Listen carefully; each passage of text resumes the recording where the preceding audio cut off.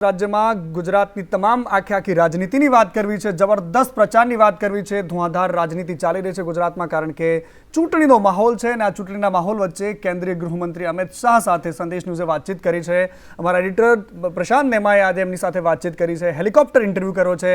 રાત્રે 8:25 કલાકે મેં તમને બતાવીશું, પરંતુ અમિત શાહે રાહુલ ગાંધીના રાયબરેલીથી ચૂંટણી લડવાને લઈને ટોન્ટ માર્યો છે, પ્રહાર કરતા કહ્યું છે કે વાયનાડથી તેઓ હારી રહ્યા છે અને એટલા જ માટે તેઓ રાયબરેલી આવ્યા છે। સંદેશ ન્યૂઝ સાથેની વાતચીતમાં ગૃહમંત્રીએ પ્રહાર કરતા કહ્યું છે કે તેમનામાં આત્મવિશ્વાસ બિલકુલ ઓછો થઈ ગયો છે અને આ જ કારણ છે કે તેઓ ડરી રહ્યા છે। પહેલા અમેઠીથી હાર્યા એટલે વાયનાડ ગયા અને હવે વાયનાડથી હારી રહ્યા છે એટલા માટે રાયબરેલી આવ્યા છે।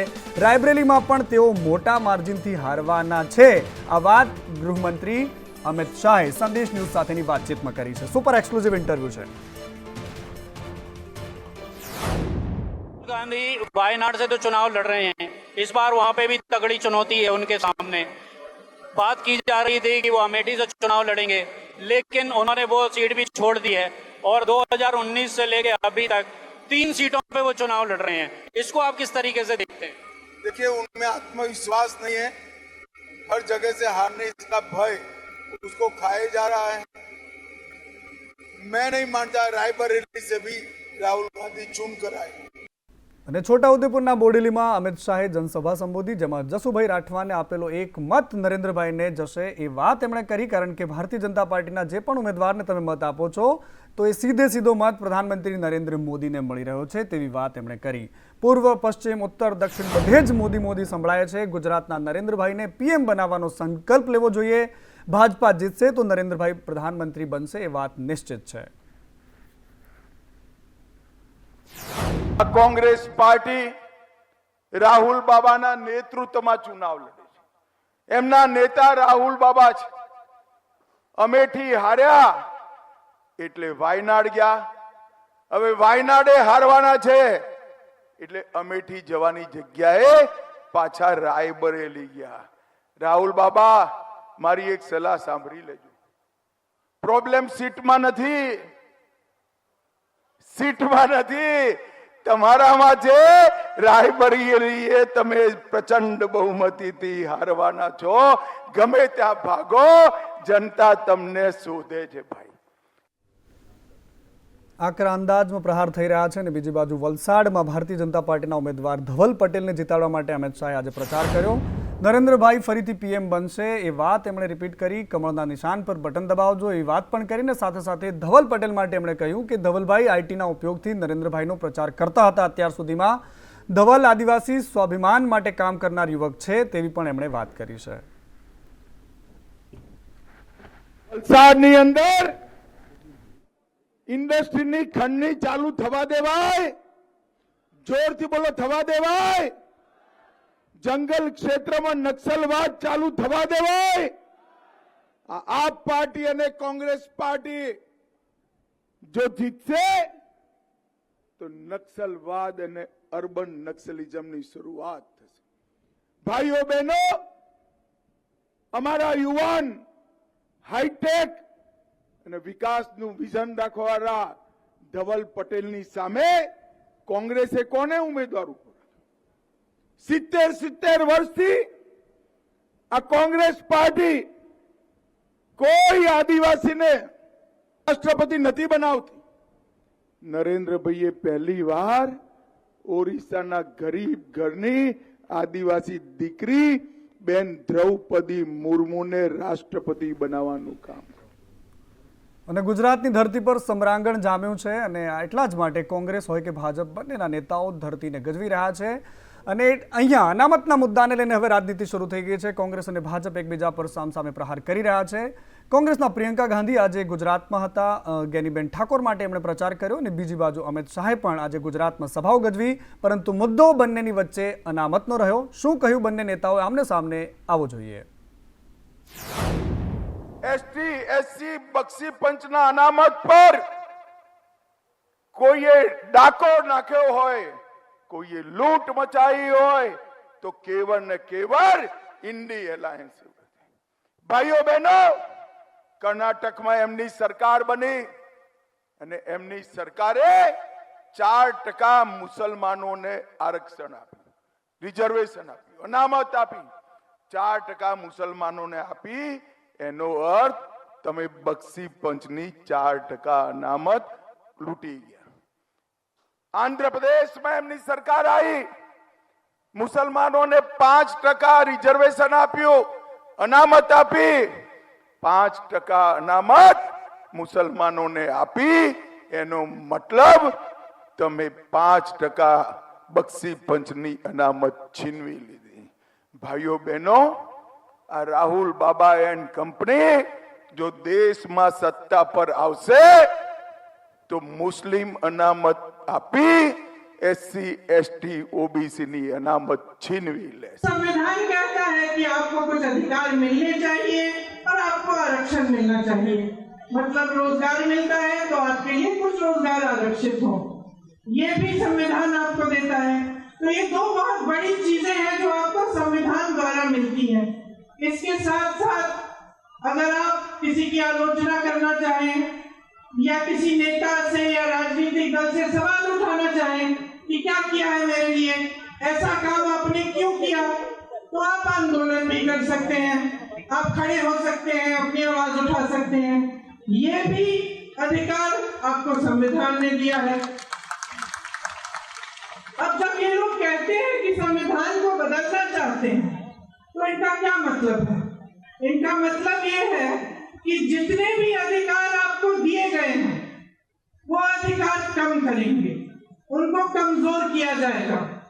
क्योंकि अगर आप आज की राजनीति को देखें और समझें तो आपको स्पष्ट पता चलेगा कि पिछले 10 सालों में प्रधानमंत्री श्री नरेंद्र मोदी जी ने जो सबसे बड़ा काम किया है वो ये काम किया है कि जनता के अधिकारों को कमजोर किया है. અને હવે ગુજરાતની ધરતીથી શહેજાદા વર્સેસ શહેનશાહનો જંગ શરૂ થયો છે, કારણ કે પ્રિયંકા ગાંધી આજે ગુજરાતમાં હતા અને એમણે કહી દીધું કે મારા ભાઈને PM મોદી શહેજાદા કહે છે.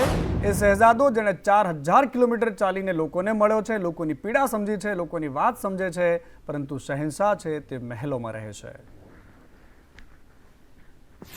कार्यशैली वो मेरे भाई को शहजादा बोलते हैं. मैं उनको बताना चाहती हूं ये शहजादे 4000 किलोमीटर पैदल चले हैं. कन्याकुमारी से कश्मीर तक आपकी समस्याओं को सुनने के लिए चले हैं. मेरी बहनों से मिले हैं, मेरे भाइयों से मिले हैं, किसानों से मिले हैं, मजदूरों से मिले हैं और सबसे प्यार से मिलकर पूछा है कि तुम्हारे दिल में क्या मुश्किलें हैं, तुम्हारे जीवन में क्या समस्याएं हैं, उनको हम हल कैसे कर सकते हैं. और एक तरफ आपके शहंशाह नरेंद्र मोदी जी महलों में रहते हैं. आपने कभी टीवी पे उनका चेहरा देखा है? एकदम साफ सुथरा सफेद कुर्ता, एक दाग नहीं है धूल का, एक बाल इधर से उधर नहीं हो रहा है. वो कैसे समझ पाएंगे आपकी मजदूरी, आपकी खेती कैसे समझ पाएंगे?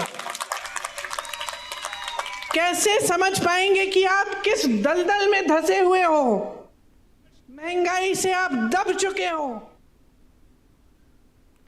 અને બીજી બાજુ જ્ઞાનીબહેનના એક નિવેદન બાદ રાજનીતિમાં ભડકો થયો છે. બનાસકાંઠામાં એમણે ડેરીના કર્મચારીઓ માટે નફ્ફટ શબ્દનો પ્રયોગ કર્યાની વાત ભારતીય જનતા પાર્ટી કરી રહી છે. જ્ઞાનીબહેનના નિવેદન પર શંકર ચૌધરીએ પલટવાર કર્યો. જ્ઞાનીબહેનનું નામ લીધા વગર શંકર ચૌધરીએ કહ્યું કે બનાસની દીકરીઓના મોઢે આવા અપશબ્દો શોભતા નથી. 7 તારીખે મતદાન થશે અને એનો જવાબ મળશે. ગામની મંડળીથી કરી બધી ટીમ આ કામ કરે છે તો એમને ગાળો ખાવી પડે છે. તો કેટલીક જગ્યાએ તો એમને નફ્ફટ જેવા શબ્દો વાપરે છે. આ અપમાન એક કોઈ ડેરીના કોઈ કર્મચારી અધિકારીનું નથી, એની સાથે જોડાયેલી લાખો લાખો માતાઓ બહેનો છે, એમને આ ગાળો બોલે છે. કોઈને રાજનીતિ કરવી હોય તો કરે, એમને ચૂંટણીમાં લડવું હોય તો લડે, ચૂંટણીના મુદ્દા જે તે પક્ષના હોય તો ચલાવે, પરંતુ તમે વગર વાંકે વગર ગુને મારી લાખો માતાઓ બહેનો જે દૂધ ભરાવે છે એમને ગાળો બોલવાનું કારણ શું? એની સાથે જે અમારા કર્મચારી અધિકારીઓ કામ કરે છે એમને ગાળો બોલવાનું શું કારણ? અને ગેનીબેન ઠાકોરના ભારતીય જનતા પાર્ટી પર ફરી નવા પ્રહારો આવ્યા છે। આ લડાઈ વિચારધારાની છે તેવું ગેનીબેને કહ્યું, કારણ કે આજે પ્રિયંકા ગાંધી પણ બનાસકાંઠાની ધરતી પર હતા। ગેનીબેને શંકર ચૌધરી પર નામ લીધા વગર પ્રહાર કર્યા। શંકર ચૌધરીના સરપંચ અને તાલુકા ડેલિગેટના નિવેદન પર તેમણે કહી દીધું કે સરપંચમાંથી તાલુકા ડેલિગેટ બનવું એ સારી વાત છે, કારણ કે એમણે ગઈકાલે જે ડેફિનેશન આપી હતી કે સરપંચ બનવું મતલબ ધારાસભ્ય અને ડેલિગેટ બનવું મતલબ સંસદ, ખબર નહીં કેમ લોકોને આટલી ઉતાવળ હશે સંસદ બનવાની।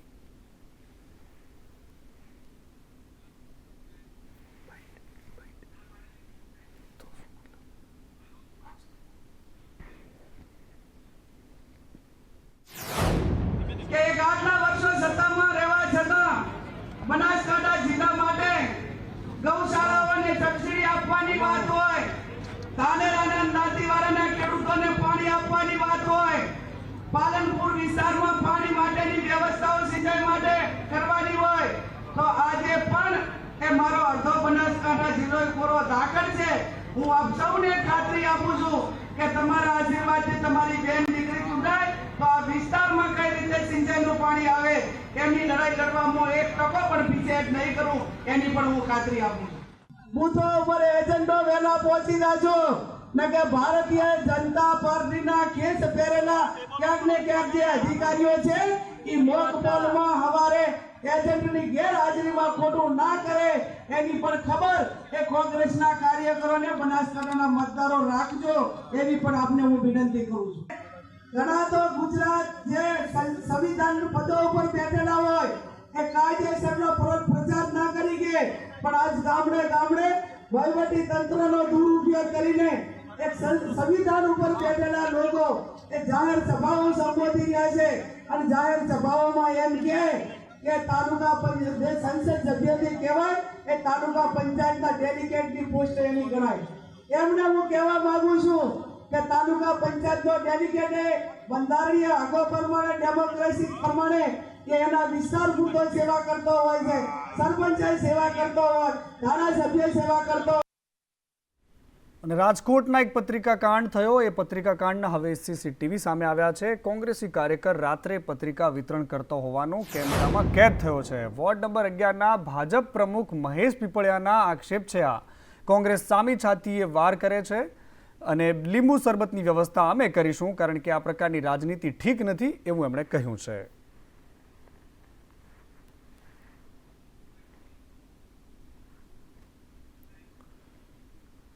તો બીજી બાજુ ભરૂચ બેઠક પર જબરદસ્ત જંગ છે। મનસુખ વસાવાના ચેતર વસાવા પર અને ઇમરાન પ્રતાપગઢી પર પ્રહાર કર્યા। એમણે કહ્યું કે ચેતર વસાવા અને ઇમરાન પ્રતાપગઢી મચ્છર સમાન છે, ચૂંટણી આવે એટલે વધારે નથી બોલતો, પરંતુ આ લોકોનું કંઈ હેસિયત નથી, એ બંને નિમ્ન કક્ષાની વાત કરી રહ્યા છે તેવું મનસુખ વસાવાએ કહ્યું છે કે ક્યાં રાજા ભોજ અને ક્યાં ગંગુ તેલી। આવો સાંભળીએ મનસુખભાઈ શું કહી રહ્યા છે।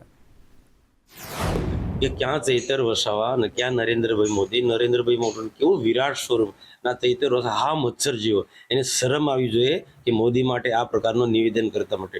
એના જે મોટા મોટા દિગ્ગજ નેતા મોદી સામે આ પ્રકારનું નિવેદન નથી કરતા અને આ છેલ્લી કક્ષાના હું કહું કે એના માટે જે આજે ચૂંટણી છે, બાકી એના માટે મને એટલો ગુસ્સો આવે છે કે તું ક્યાં મોદીને ક્યાં તું ક્યાં રાજા ભોજ ને ક્યાં ગાંગુ તેલીમાં બી એની ગણના થાય।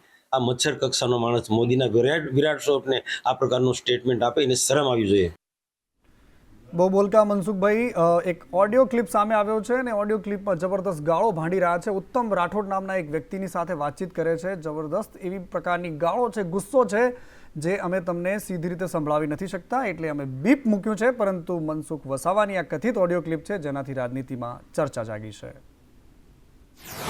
તમે એક વિચાર કરો કે અત્યારે આપણા આદિવાસી સમાજની કઈ પરિસ્થિતિ છે। મણિપુરની ઘટનાથી માંડી અને આપણા આદિવાસી પટ્ટાની અંદર અનુસૂચિત 5 ને 6 નો જે અમલ નથી થતો, છતાં પણ તમે આ સત્તાના જોરથી અભિમાનથી જે સમાજની સામે જે નોટ અભિમાન નહીં, અભિમાન તમે લોકો તમારે અભિમાનની તમે તમારામાં આદિવાસી લાગણી હોય ને તમારી સાથે તમે એટલા ભાષામાંની વાત કરો। પ્રોટોકોલ પ્રમાણે તમે એક સાંસદ છો ને એટલે સવાલ કરું છું। અરે ભાઈ, ઝાડની મૂડી નથી, હું એક ભારતનો નાગરિક છું। આપણા આદિવાસી તું ગમે તેટલો ટ્રોફી હોય ને, ગમે તેટલો ટ્રોફી હોય, મારે કઈ પડી નથી। આ એક કથિત ઓડિયો ક્લિપ હતી જે વાયરલ થઈ રહી છે અને મનસુખભાઈની ભાષા પર સવાલ ઉઠી રહ્યા છે। બીજી બાજુ સુરતમાં એક મૌલવીની ભાષા પર સવાલ ઉઠ્યા અને એની ધરપકડ થઈ ગઈ છે। ભારતીય જનતા પાર્ટીને ખાસ કરીને હિન્દુ નેતાઓને ધમકી આપતા હતા મૌલવી।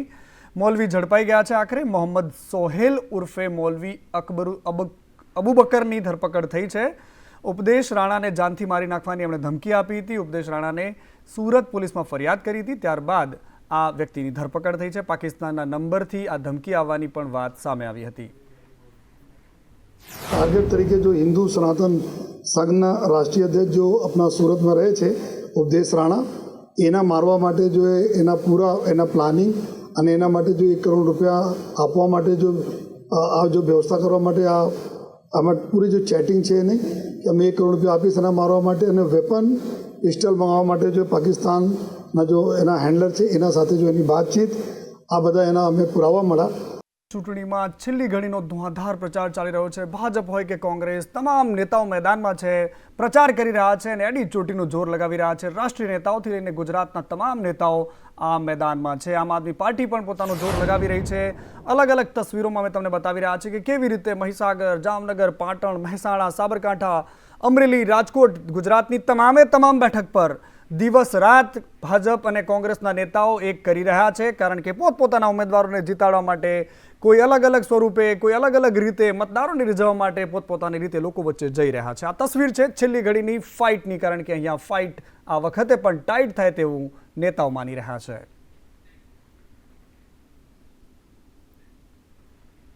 અને ચૂંટણી હોય એટલે સમાજ સૌથી પહેલા નજરે આવે. કારણ કે પાર્ટીઓ માટે સૌથી પહેલી નજર અને સોફ્ટ નજર હોય તો એ સમાજો પર હોય છે. કારણ કે જો સમાજ એમની સાથે તો નેતા એટલો જ બળ્યો, એટલો જ મજબૂત ગણાય છે. ને એટલા જ માટે ચૂંટણી પહેલા ભાજપ સામાજિક સંમેલનોની રણનીતિ આગળ વધારી રહ્યું છે.